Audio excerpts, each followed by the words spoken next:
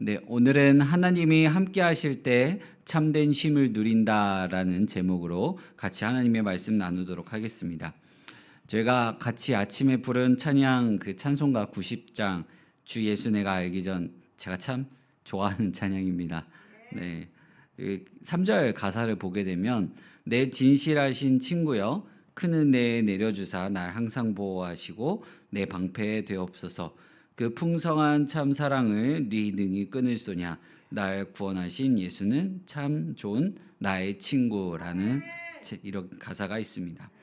우리는 항상 삶의 길을 갈 때 이렇게 하나님과 함께 친밀한 교제 가운데 가야 합니다. 우리 삶 속에서 많은 일들이 벌어진다 하더라도 거기서 우리를 하나님의 사랑에서 끊을 수 있는 그 무엇도 없습니다. 오늘 우리가 읽은 이 출애굽기 말씀 속에서도 이 모세가 하나님과 너무나도 이 친밀한 가운데 하나님을 대면하는 그런 친구와 같은 모습이 나타나 있습니다.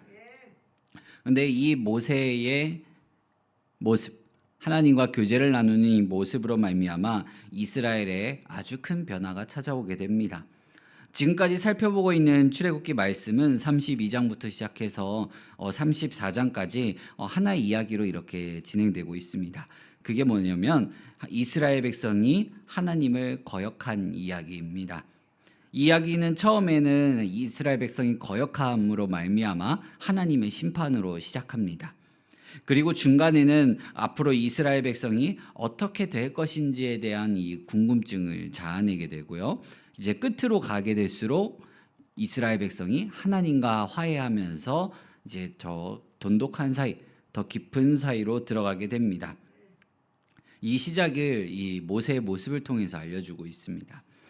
이제 모세는 하나님과 친밀하게 대화하면서 다시 하나님께서 이스라엘 백성과 그 길을 가시도록 하나님께 이제 묻습니다. 더욱이 모세는 지금 상황에 이제 모세 마음이 어떠냐면요, 이스라엘 백성이 하나님을 거역하는 모습을 이제 현장에서 목격한 사람입니다. 그리고 하나님의 심판으로 말미암아 많은 사람들을 이미 피를 흘리게 했죠. 그렇다 보니까 이제 모세 입장에서는 어떤 마음이 드냐면 하나님의 말씀과 하나님의 뜻대로 이 이스라엘 백성들을 이끌 자신이 없어진 겁니다. 이 많은 사람들을 하나님의 뜻 가운데로 뭔가 이끌려고 하니까 마음 가운데 자신도 없어지고 또 자기 백성이지만 이 이스라엘 백성들을 믿지 못하겠던 겁니다. 그래서 하나님께 모세가 하나님께서 이끌어 주셔야 합니다. 하나님께서 도와주셔야 합니다. 라고 이렇게 말하고 모세의 마음을 하나님께서 아시고서 14절 말씀이 이렇게 말합니다. 여호와께서 이르시되 내가 친히 가리라 내가 너를 쉬게 하리라 라고 말씀합니다. 하나님의 말씀에 오히려 더 순종해야 하면서 나아가야 될 모세에게 하나님은 어쩌면 그가 겁먹은 마음, 연약한 이 마음을 아시고 그의 마음을 더 굳건하고 확실한 이 믿음 가운데 세워주시기 위해 모세에게 확신의 말을 주십니다. 그리고 개인적으로 모세에게 앞으로 이스라엘 백성과 함께 가시겠다고 확증을 해주십니다. 이와 같은 하나님의 말씀을 들은 모세는 처음에는 믿지 않습니다. 믿지 않는 모습을 보입니다. 하지만 17절 말씀을 보면 여호와께서 모세에게 이르시되 내가 말하는 이 일도 내가 하리니 너는 내 목전에 은총을 입었고 내가 이름으로도 너를 알미라 라고 말씀합니다.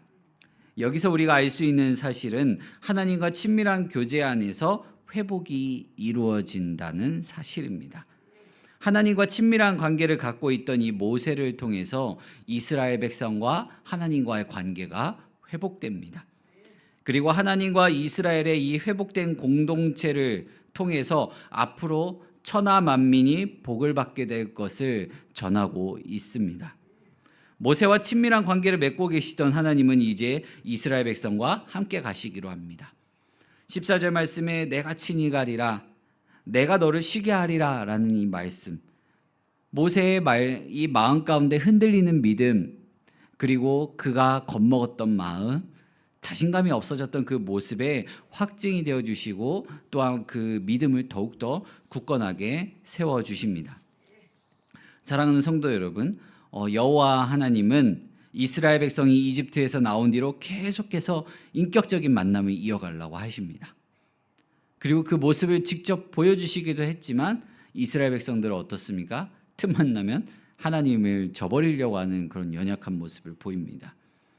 근데 그럴 때마다 이 가운데 중간에 서가지고 이 둘 사이를 중재하는 모세의 모습을 볼 수가 있습니다. 모세가 이 둘 사이를 중재할 수 있었던 건 모세가 언제나 하나님과 이 친밀한 교제 가운데 있었기 때문입니다. 모세와 이렇게 친분한 관계를 보여주신 하나님의 모습에서 우리는 인격적인 하나님을 보게 됩니다. 하나님은 이스라엘 백성을 통해 하나님이 어떤 분이신지 세상 천하 만민 가운데 나타내기를 원하셨습니다. 그렇다면 그 목적에 맞게 오늘날 우리 교회와 우리 그리스도인들도 이와 같은 삶을 살아야만 합니다. 우리가 그와 같은 삶을 통해 하나님을 나타내려면 모세처럼 하나님과 친밀한 교제 가운데 있어야만 합니다. 그리고 하나님과 친밀한 교제 가운데 내가 하나님을 알고 내 삶 가운데 하나님을 경험해야만 합니다. 그러기 위해서 우리가 하나님을 알기에 힘써야 합니다. 하나님을 알아야 하나님이 어떤 분이신지 우리가 내 삶 가운데 어떻게 역사하고 계시는지 알 수가 있고요. 그 다음에 내 삶 가운데 어떻게 해야지 하나님께서 기뻐하시는 모습으로 영광을 드러낼 수 있는지 알 수 있기 때문에 그렇습니다. 모세는 그와 같은 마음으로 하나님을 알기를 소망했습니다. 그래서 18절 말씀에 보면 모세가 이르되 원하건대 주의 영광을 내게 보이소서라고 말합니다. 하나님을 보기 원했습니다. 내가 그냥 기존에 알고 있던 하나님보다 더 큰 하나님, 더 많은 하나님을 알기를 소망했습니다.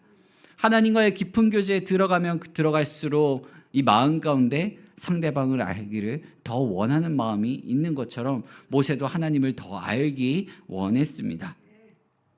하나님을 알아야 합니다. 나와 함께 하시는 하나님을 알기를 원해야 합니다. 앞으로 이스라엘 백성과 함께 하시겠다고 말씀하신 이 하나님을 모세는 보길 원했습니다. 내 마음 가운데 나를 쉬게 해주시겠다 말씀하신 이 하나님을 모세는 더 알기를 원했습니다. 보기를 원했습니다. 그렇다면 우리도 내 삶 가운데 나와 함께 하시겠다고 말씀하신 하나님, 나를 구원해 주셨다고 말씀하신 그 하나님을 알기를 힘써야만 합니다. 그래야지 내 삶 가운데 역사하신 하나님을 경험하고 내 삶 가운데 어떠한 일이 찾아온다 할지라도 어려운 가운데서도 더 많은 쉼을 그리고 나에게 주신 하나님의 축복을 누리며 살아갈 수가 있습니다. 그러한 우리의 모습이 우리가 복음을 전할 때 누군가에게 하나님을 알리기 위해 하나님을 아는 것이 힘이 됩니다. 그리고 나와 함께 하시는 하나님을 소개할 수가 있습니다. 이 하나님을 어떻게 소개할 수가 있겠습니까? 내 삶 가운데 어떻게 역사하셨는지 알려줄 수 있을 것입니다. 성경 가운데 약속해 주신 하나님의 약속들이 내 삶 가운데 어떻게 임했는지 알려주는 그 간증거리가 더 넘쳐나게 될 것입니다. 사랑하는 성도 여러분, 성도님들의 각자의 삶이 있습니다. 그리고 성도님들 각자의 삶 가운데 역사하시는 하나님이 계십니다.